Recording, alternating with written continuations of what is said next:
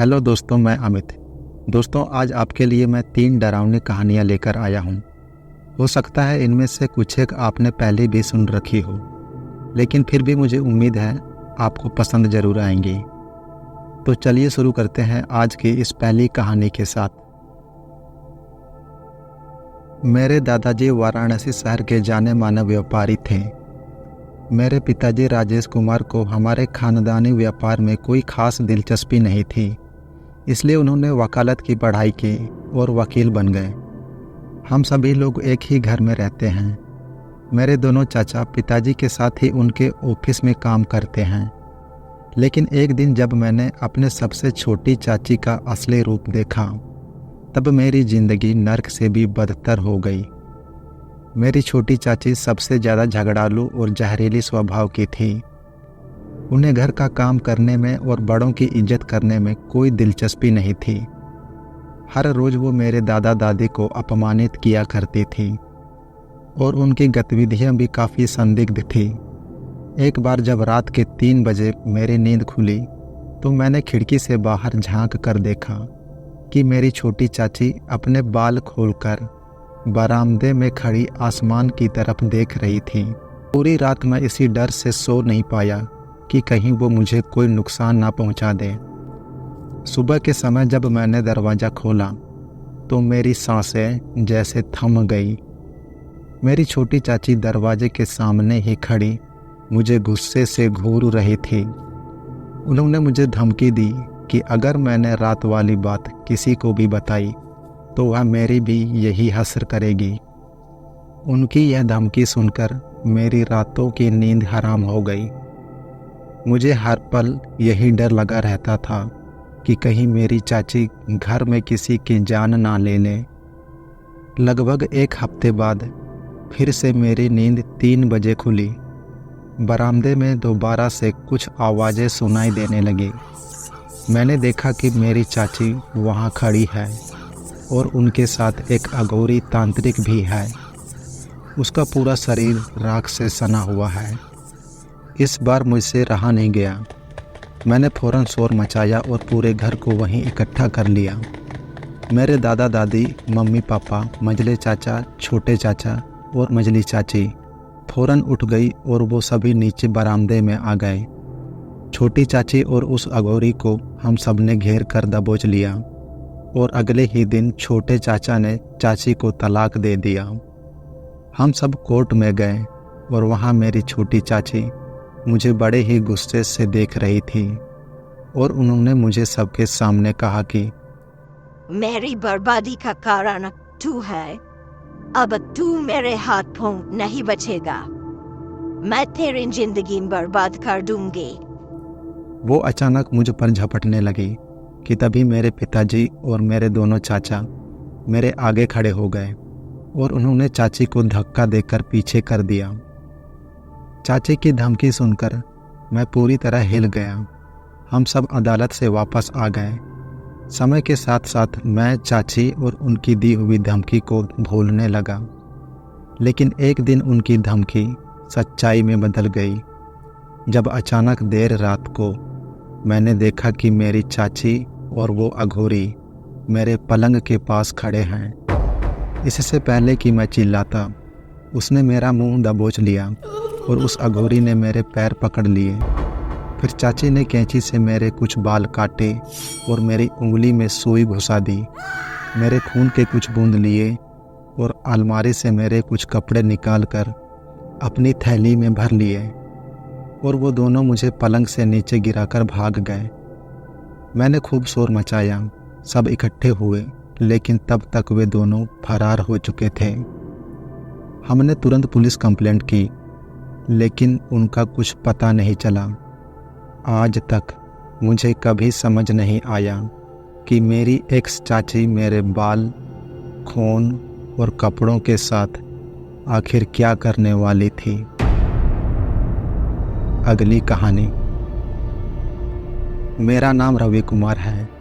मैं एक insurance company में काम करता हूँ। मेरी कंपनी मुझे एक जगह से दूसरी जगह ग्राहक से मिलने के लिए भेजती रहती है, इसलिए अपना घर एक ठिकाने पर मैं नहीं रख सकता था। पिछले साल मेरी कंपनी ने मुझे नेपाल भेजा और वहीं पर मेरे साथ यह घटना घटी।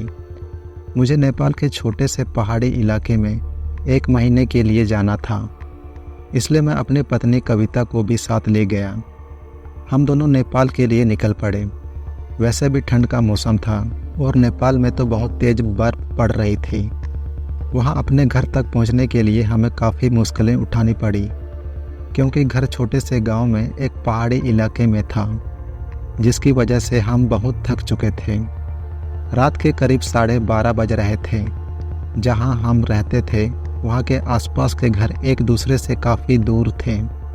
तेज़ हवा और ठंड के कारण हम अपनी रजाई में ओढ़कर आराम कर रहे थे कि अचानक हमें लगा कि किसी ने हमारे घर का दरवाज़ा खटखटाया है। हमें लगा कि क्या पता तेज़ हवा के चलने से ऐसा हो रहा हो, इसलिए हमने इसे अनदेखा कर दिया।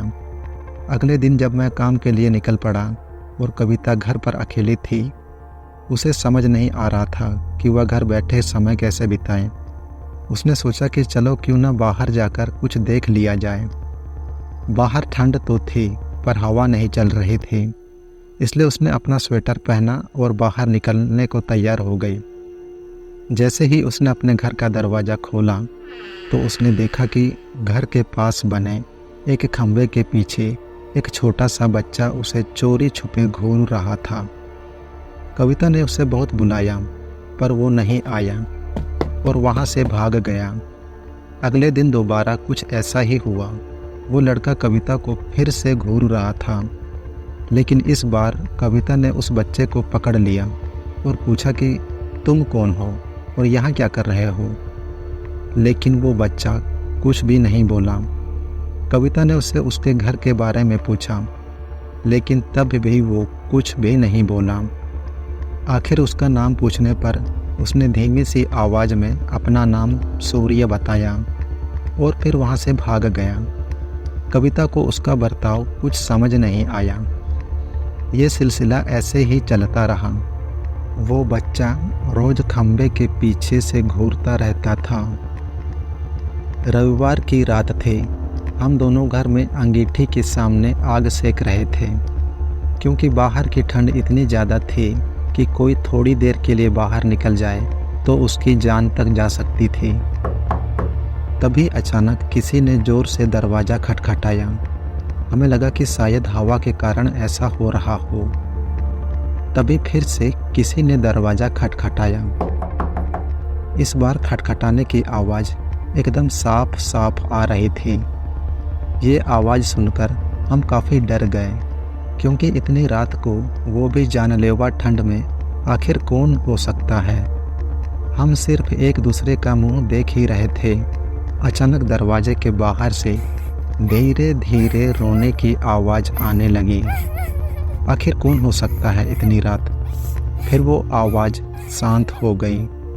ज़्यादा समय नहीं बीता होगा, फिर एक धीमी सी आवाज़ दरवाजे के पीछे से आई, साहब दरवाज़ा खोलो, दरवाज़ा खोलो, मुझे बहुत ठंड लग रही है। यह आवाज़ किसी छोटे बच्चे की जैसे लग रही थी।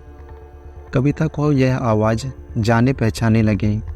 उसने कहा कि ये वही बच्चे की आवाज़ लगती है जो रोज़ घर के बाहर खड़ा उसे घूरता रहता है। उसने कहा कि हमें उसे अंदर लाना चाहिए। तभी वो दरवाज़ा खोलने ही वाली थी कि तभी हमारे टेलीफोन की घंटी बजी। वो फ़ोन पड़ोसी में रहने वाली एक औरत का था, जिससे कुछ दिन पहले कविता मिली थी। वो औरत बोली, हेलो, देखिए मैं आपको बताना भूल गई कि अगर आधी रात को आपके घर के बाहर कोई भी दरवाज़ा खटखटाए तो बिल्कुल भी दरवाज़ा मत खोलिएगा। कविता बोली, अभी मेरे घर के बाहर एक बच्चे के रोने की आवाज़ आ रही है। वो दरवाज़ा खोलने को कह रहा है, लेकिन उस औरत ने साफ मना कर दिया और कहा कि वह बच्चा नहीं बल्कि एक आत्मा है। यहाँ जब भी तेज़ हवा, आंधी और ठंड पड़ती है तो वो सबके घर आकर दरवाज़ा खोलने को कहता है। वो ठंड का बहाना बनाता है और दरवाज़ा खुलवाने की कोशिश करता है। अगर कोई गलती से दरवाज़ा खोल दे तो अगले ही दिन उसकी लाश बर्फ में दबी हुई मिलती है। यह सुनते ही हमारे पैरों तले जैसे ज़मीन खिसक गई। हमें तो यकीन ही नहीं हो रहा था कि बाहर जो दरवाज़ा खटखटा रहा है दरअसल बच्चा नहीं बल्कि एक आत्मा है। हमने दरवाज़ा बिल्कुल नहीं खोला और अगले ही दिन हम उस पड़ोसी के घर गए और पूरे मामले के बारे में पूछा। तब उस औरत ने हमें बताया कि इस गांव में एक परिवार रहता था, लेकिन एक दिन पहाड़ टूटने के कारण उस परिवार की मौत हो गई। बस उनका एक बच्चा रह गया। वह दूसरों के घर जाकर खाना मांग कर दिन का गुजारा करता था। लेकिन एक दिन कुछ ऐसा हुआ, बहुत तेज बर्फ की आंधी चलने लगी। वो बच्चा दूसरों के घर के बाहर दरवाज़ा खटखटाकर घर के अंदर आने के लिए कह रहा था, पर किसी ने भी उसकी पुकार नहीं सुनी। ठंड के कारण सब लोग अपने घरों में बैठे थे। अगले दिन उस बच्चे की लाश बर्फ में दबी हुई मिली। इसीलिए जब भी बर्फ की आंधी आती है तो उसकी आत्मा सबके घर के बाहर जाती है और दरवाज़ा खोलने के लिए कहती है। यह सुनकर हम दोनों हैरान हो गए। काम के चक्कर में मुझे वहाँ 1 महीने तक रहना ही पड़ा और तब तक यह हादसा हमारे साथ 3-4 बार और हो चुका था। लेकिन अचानक वो बच्चा हमें दिखाई देना बंद हो गया और उसके बाद यह घटना हमारे साथ कभी नहीं घटी। काम खत्म होते ही हम दोनों तुरंत वहाँ से चले गए, लेकिन आज भी हमारे दिमाग में ये रहस्य बना हुआ है कि वो बच्चा आखिर गया कहाँ।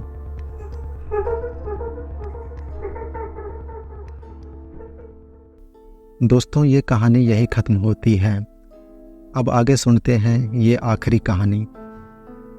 आज से 3 साल पहले जब मैं और मेरी मंगेतर रूबीना, जिसे मैं रूबी कहकर भी बुलाता था, दार्जिलिंग में घूमने गए थे, तब यह घटना हमारे साथ घटी थी।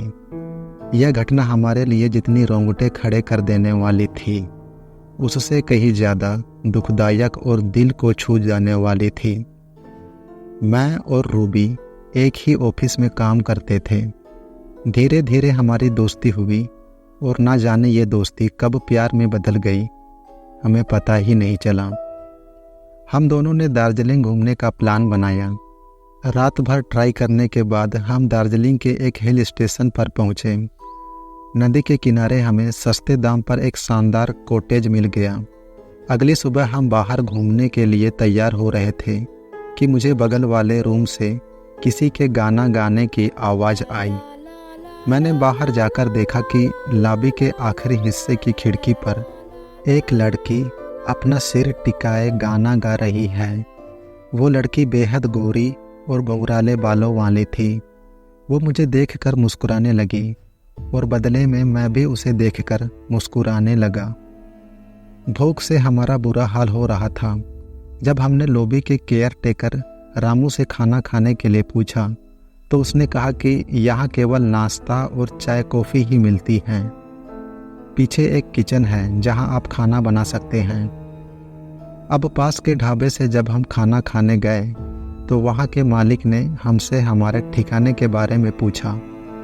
इस लॉबी के बारे में सुनते ही वो और आसपास के लोग हमें शक की निगाहों से देखने लगे और आपस में तरह तरह की बातें करने लगे। लेकिन हमने ज़्यादा ध्यान नहीं दिया और तुरंत पास के जगहों पर घूमने के लिए निकल गए।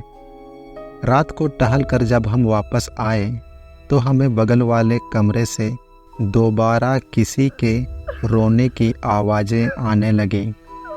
मुझे लगा कि शायद ये वही लड़की होगी जिससे मैं सुबह मिला था। अगले दिन हमारा वाटरफॉल को देखने का प्लान था, लेकिन रामू ने हमें चेतावनी भी दी थी कि हम वाटरफॉल की चोटी पर ना जाएं, क्योंकि वहाँ पर लोगों के फिसलने से कई मौतें हुई हैं। खैर 3 किलोमीटर की ट्रैकिंग के बाद हम वाटरफॉल पहुँच गए। वहाँ का शानदार नज़ारा देखकर हमारी खुशी का तो मानो ठिकाना ही नहीं रहा। हमने मिलकर ढेर सारी फ़ोटोज़ खींची कि तभी अचानक वही घुंघराले बालों वाली लड़की जिसे हम कॉटेज में मिले थे हमें वहां आकर मिली। मैंने रूबी से उसका परिचय करवाया। उस लड़की ने अपना नाम सारा बताया और कहा कि वो एक एंग्लो इंडियन लड़की है। देखते ही देखते रूबी और सारा में गहरी दोस्ती हो गई। हम तीनों ने मिलकर कई फोटोज खींचे। कुछ देर बाद हमने देखा कि सारा तेज कदमों से वाटरफॉल की चोटी की तरफ जा रही थी। अभी यहाँ हमारे लिए तो सबसे हसीन पल था, लेकिन आगे क्या होने वाला था इसकी हमें भनक तक नहीं थी।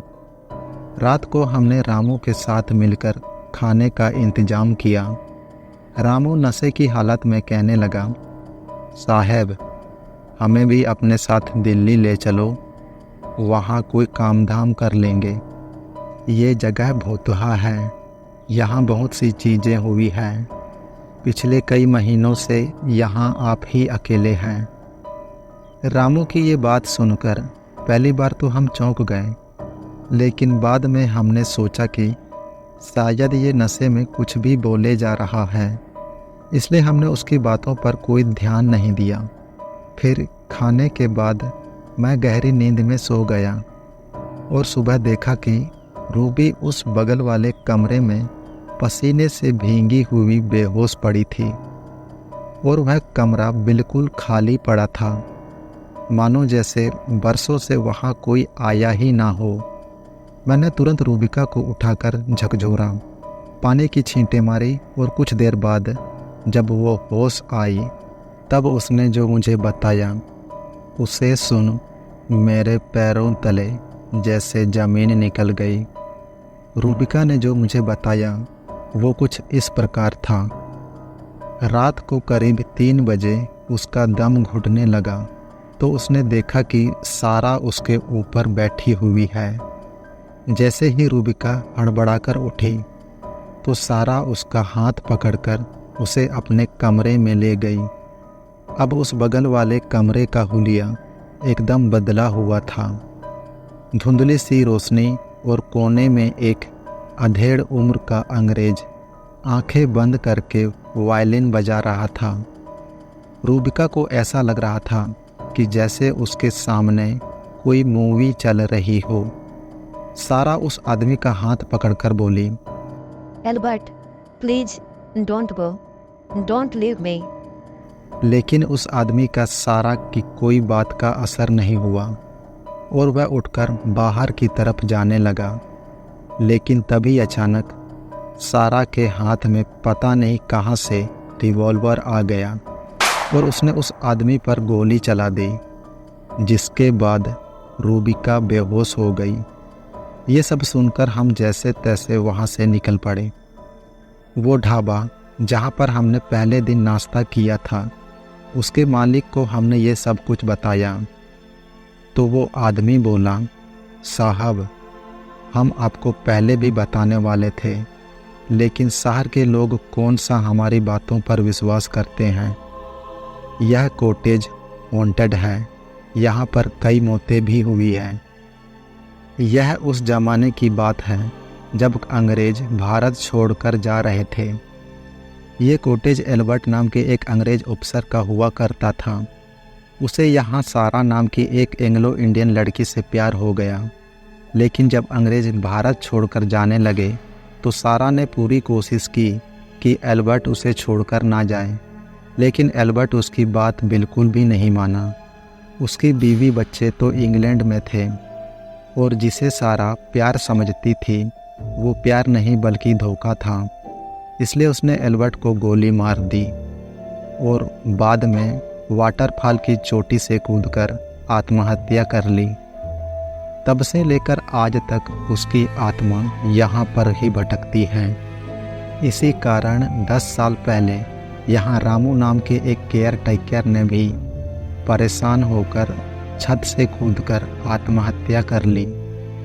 उस आदमी की ये बातें सुनकर हमारे रोंगटे खड़े हो गए और साथ ही साथ हमारी आंखों में आंसू आ गए। तभी मुझे ख्याल आया कि क्यों ना हम उन फोटोज़ को एक बार दोबारा चेक करें जो हमने उस दिन सारा के साथ वाटरफॉल पर खींची थी, और फिर जो हमने देखा उसे देख हमें जैसे सांप सूंघ गया। एक भी तस्वीर में सारा मौजूद नहीं थी। वापस लौटते समय मेरे मन में अजीबोगरीब सवाल आने लगे कि आखिर सारा ने हमें ही क्यों चुना। शायद वो अपना दर्द बयान करना चाहती थी।